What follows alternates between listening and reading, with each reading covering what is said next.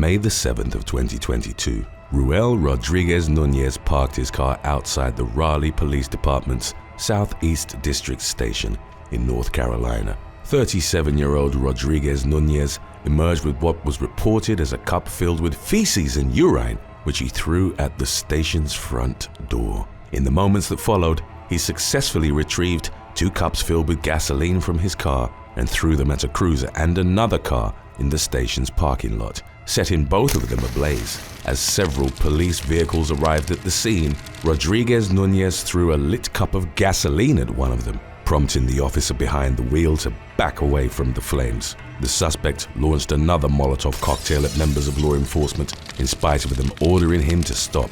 4 officers then moved towards him with their pistols drawn. One of them, Master Officer P.W. Coates, approached Rodriguez Nunez and repeatedly told him, "Go ahead, do it, as indicated by his body cam. Rodriguez Nunez then lit another cup of gasoline as he threw it at Coates. The officer and his 3 colleagues all opened fire on him. Out of the 30 shots released in his direction, 11 struck Rodriguez Nunez. He died after suffering wounds to his head, arms, back, torso, legs, and foot. An autopsy revealed that he had no drugs or alcohol in his system. In the incident's wake, the man's family criticized the police for not treating the situation like Rodriguez Nunez was experiencing a mental health crisis and making little efforts to de-escalate it. The suspect had reportedly been heard saying at some point during the incident, "Today is my day to move on." Activists were also calling for Coates to be fired as they considered he'd provoked Rodriguez Nunez to throw the last Molotov cocktail. Rodriguez Nunez was, however, known to act out towards law enforcement, as he was accused of assaulting an officer in 2020, and while in jail, he threw a milk container and human feces at 2 detention officers. Updates from the fall of 2022 indicated that none of the officers involved in the shooting were charged in connection to the incident. Number 7. Andy Lynn Foshee.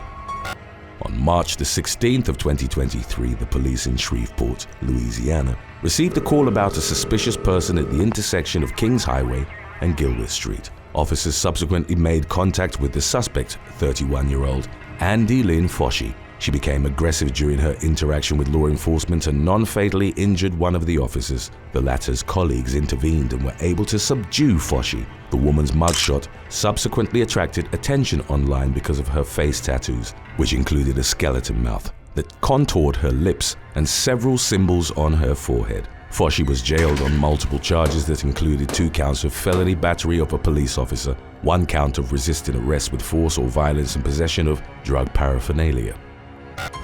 Number 6. Laura Mistretta.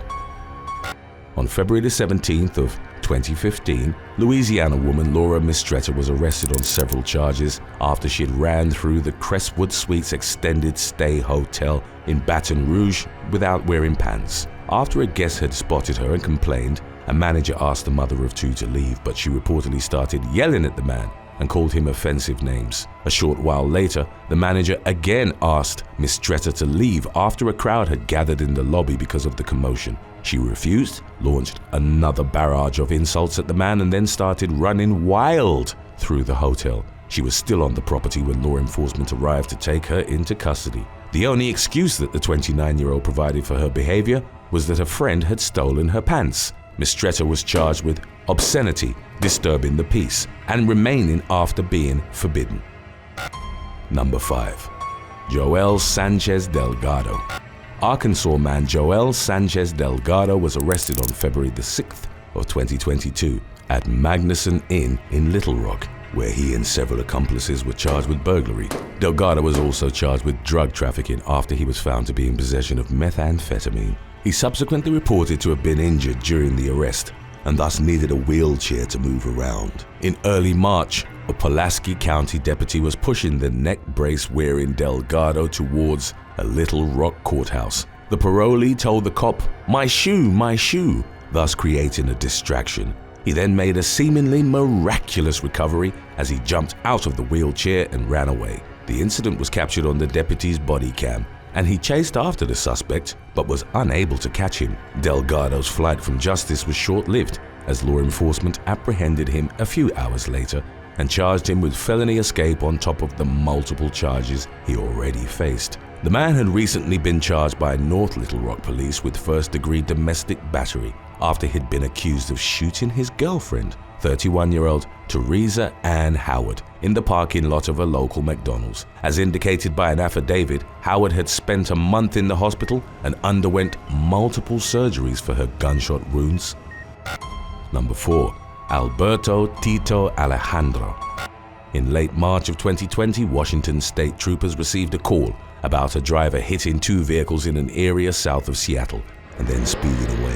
Several more calls were placed with the emergency services about the vehicle, which was reported to be moving erratically at speeds of up to 100 miles per hour. A chase ensued, and as troopers got closer to the 1996 Buick, they saw that a dog was in the driver's seat. The pet, a female pit bull, sat behind the wheel while its owner, 51-year-old Alberto Tito Alejandro, was steering and pushing the gas pedal from the passenger's side. Troopers eventually brought the vehicle to a stop using spike strips. State Trooper Heather Axtman later spoke to a media outlet about Alejandro and said, "When we took him into custody, he admitted to our troopers that he was trying to teach his dog to drive." The pit bull, which wasn't aggressive towards the arresting officers, was placed with an animal shelter, while Alejandro was arrested on multiple felony charges that included driving under the influence of drugs. Number 3. Arielle Eengert. Florida woman Arielle Eengert was pulled over by traffic cops in Clearwater in the early hours of August the 31st of 2015. The woman had been spotted dangerously weaving on the road. 24-year-old Eengert, a student of philosophy at the University of Florida, failed a series of sobriety tests, and her blood alcohol level was measured at twice the legal limit. She was arrested for DUI and also charged with drug possession after a small quantity of marijuana was discovered in her purse. While en route to the county jail, Eengert reportedly offered to perform an intimate act on Deputy Brian Sudbrink in exchange for him dropping the misdemeanor charges against her. The man refused, and as Eengert was processed at the jail, a bag of cocaine was found in her bra. Facing more charges, the young woman repeated the offer she'd made to Sudbrink to deputies Eric Biddle and Obed Munoz. The 3 separate illicit propositions resulted in Eengert being charged with 3 bribery counts in addition to her other charges. Eengert, who had prior arrests for marijuana possession and drunk driving, posted her bond and was released from custody on September the 1st. Number 2. San Diego incident. In March of 2022, San Diego police pursued a man driving the wrong way on a downtown street. A patrol officer had tried to pull the unnamed suspect's vehicle over, but he sped off and ran several red lights before stopping at the intersection of 22nd Street and Broadway. The police ordered him to get out of the vehicle, but he refused to do so and remained inside while threatening to kill officers and directing them to shoot him. A video of the incident was posted to the YouTube channel of On Scene TV and rose to over 26 million views as of June of 2023. During the standoff, which lasted close to half an hour, he continued yelling profanities at law enforcement. He eventually removed his camouflage shirt and got out of the vehicle barefooted. The shirtless man got within several feet of the officers, who had their weapons drawn and continued to display erratic behavior. 3 officers eventually moved in to arrest the suspect as he backed away with his flip-flops in hand. The police struggled to bring the man down as he had a muscular build and was considerably taller than them. More officers rushed to assist the trio and tackled the man, bringing him down and piling on top of him. By the end of the incident, nearly 24 officers were surrounding the man, who began crying profusely as he was led towards a cruiser. No members of law enforcement were hurt, while the suspect only suffered minor injuries. He was arrested on suspicion of evading arrest and disobeying an officer. We have another great one lined up for you after number 1, our earlier release on when the courtroom goes wrong. Stay tuned if you'd like. Number 1. Jason Jones. On December the 15th of 2021, New York man Jason Jones passed away after spending 48 days on life support in a Syracuse hospital. The man has sustained devastating injuries in a fire. On October the 31st of that year, Jones was taken to the lobby of the Catskill police station after being picked up by officers responding to a disturbance at the Avalon Lounge in nearby Water and Church Streets. Once inside the station, Jones was involved in a verbal altercation with 3 police officers. The 29-year-old man, a former standout high school athlete, took off his hoodie, threw his shoes and knocked over a jug of hand sanitizer during the confrontation. He then doused himself in sanitizer, covering his head, neck and back. In the moments that followed, one of the officers tried to subdue Jones by shooting him with a taser. The shock triggered a chemical reaction with the sanitizer that caused Jones's upper body to burst into flames, as shown in subsequently released surveillance footage. The officers ran away from the burning man, who remained on fire for roughly 20 seconds before he put out the flames. Jones sustained critical damage to his lungs that severely affected his ability to breathe. He never recovered and died in the intensive care unit more than 6 weeks after the incident. An internal investigation into the matter was launched to determine to what degree the officers had been responsible for his death. On January the 24th of 2023, the man's family launched a wrongful death lawsuit against the village of Catskill. They sought $20 million in damages, accusing the police of exhibiting reckless disregard for Jones's welfare and thus caused his death. Number 7. Brian Nichols. In March of 2005, Brian Nichols was scheduled to stand trial at the Fulton County Courthouse in Atlanta, Georgia. The 33-year-old had been arrested and charged in connection to the kidnapping and assault of his former girlfriend. After his first trial had ended with a hung jury, Nichols' friends and family members reportedly expressed their belief that he would attempt to escape from custody before being tried a second time. On March the 11th, the day Nichols was scheduled to appear in court, the prescient concerns about his potential escape plans came to violent fruition. While he was changing clothes at the courthouse, Nichols overpowered a female sheriff's deputy and stole her handgun before beating her into a coma. The assailant then changed into civilian clothes and made his way towards the chambers of Judge Roland Barnes. Nichols held 2 case managers and an attorney at gunpoint and demanded they disclose Barnes' location, at which point a court officer attempted to disarm him but failed. The gunman forced the officer to place handcuffs on his other 3 hostages before he continued into the courtroom. Nichols then fatally shot Judge Barnes and a court reporter. In his ensuing escape from the courthouse, Nichols killed a sheriff's deputy and carjacked several vehicles before eventually getting away. The authorities subsequently launched a massive manhunt throughout the Atlanta metropolitan area, offering $65,000 to anyone with information that would lead to Nichols' arrest. Later in the day of Nichols' rampage, an ICE agent was fatally shot inside his home, and several of his belongings, including his firearm and pickup truck, were stolen. Investigators later determined that the murder and robbery of the federal agent were a continuation of Nichols' post-escape crime spree. The following day, a young woman contacted 911 to report that the fugitive was in her apartment, where he'd held her hostage for 7 hours before ultimately agreeing to surrender to the police.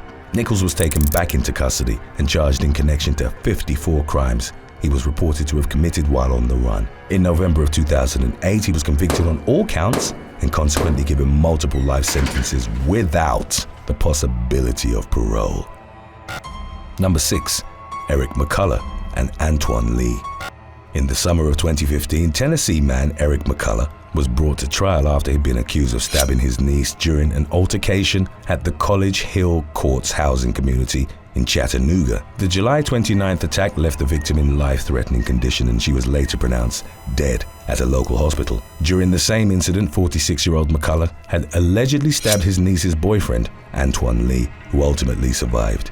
In connection to his murderous rampage, McCullough was charged with criminal homicide and aggravated assault. The following month, a preliminary hearing for the case was held before Judge Gary Starnes in a Hamilton County courtroom. At the time, Lee was in police custody on an unrelated charge, and at one point during the proceedings, he was called to the stand to give his testimony. As he crossed the courtroom, however, he lunged at his accused attacker and struck him in the head repeatedly with his metal handcuffs. Police officers quickly stepped in to pull Lee off of McCullough, while another man who was seated in the courtroom got up to rush towards the scene of the scuffle. One of the officers then pointed a stun gun at the incoming man to keep him at bay. McCullough, who was reportedly left without any serious injuries, was escorted out of the room while officers restrained Lee on the floor. In 2017, the former was convicted of voluntary manslaughter in connection to his niece's death.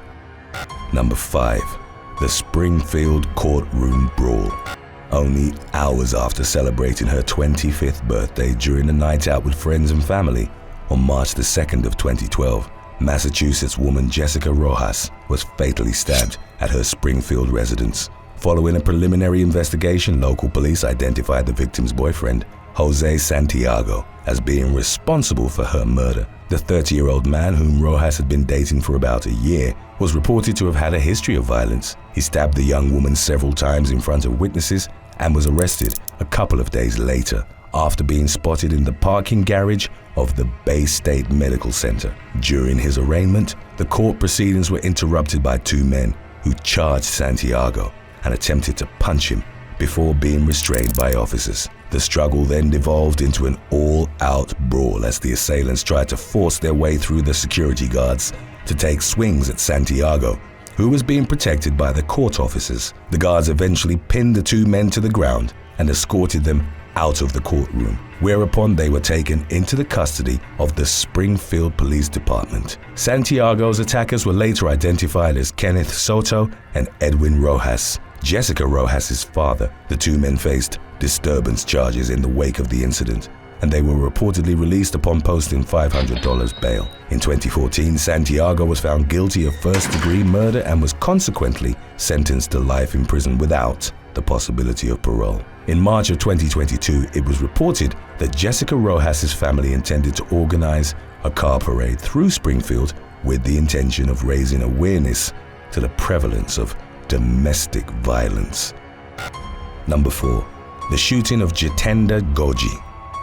Jeetendra Goji, an Indian underworld figure from the country's National Capital Region, was apprehended by Delhi police in April of 2020. By the time of his latest arrest, the 36-year-old had 19 open cases against him, some of which involved murder and attempted murder. Goji had previously escaped from police custody on 3 separate occasions, and there had been a 700,000 rupee reward, a sum equivalent to roughly $10,000 for his capture, offered by the Delhi and Haryana governments. There were some reports that suggested the gangster had continued running an extortion racket from inside his jail cell with the help of his criminal associates. On September the 24th of 2021, Goji appeared in the Rohini court complex of northwest Delhi to stand trial for his various offenses.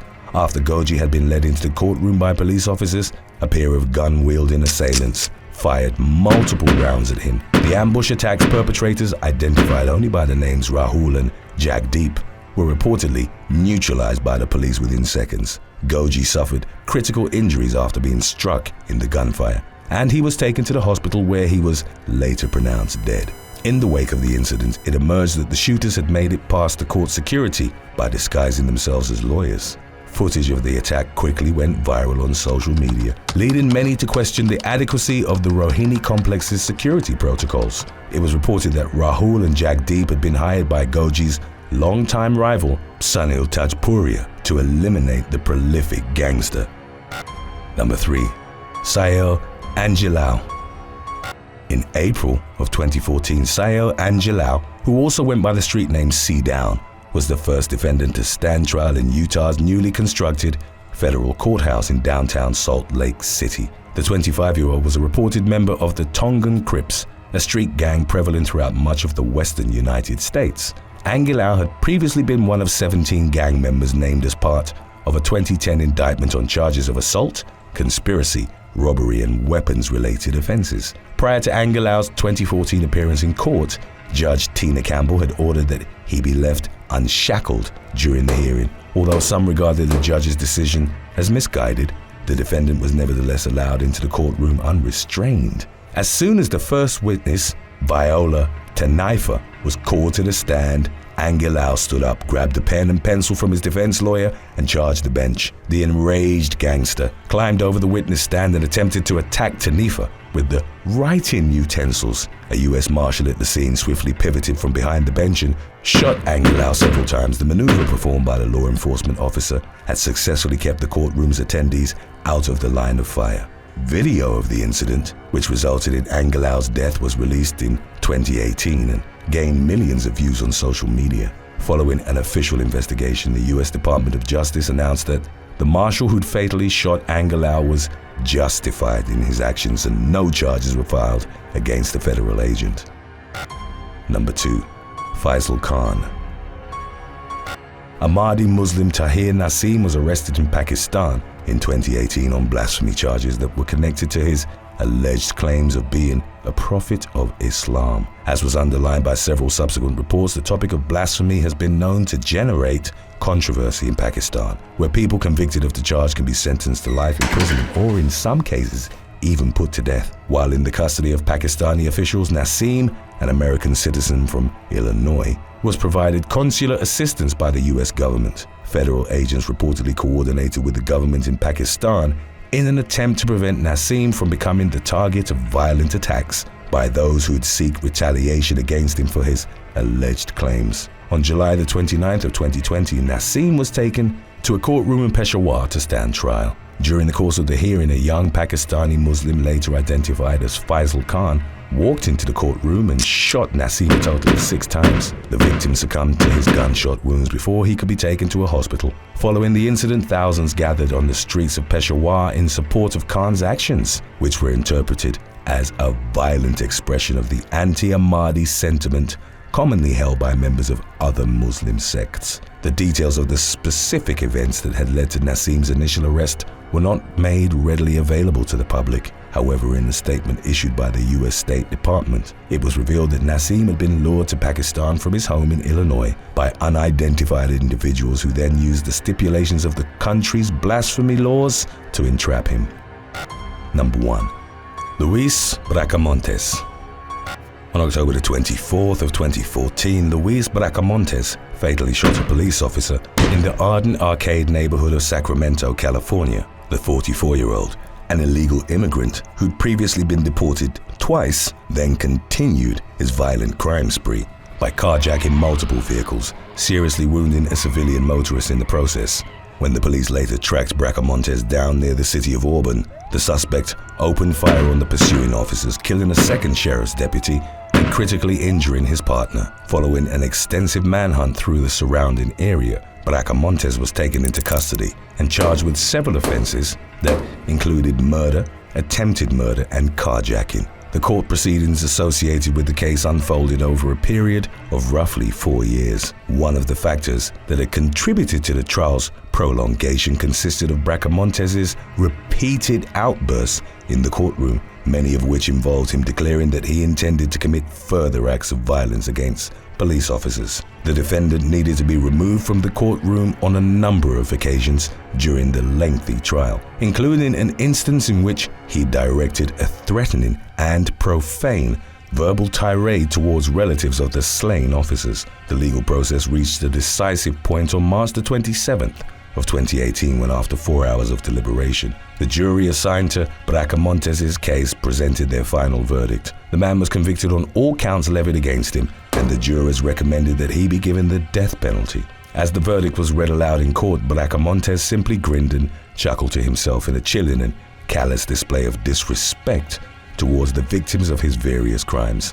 The following month, he was formally sentenced to death by Sacramento Superior Court Judge Steve White.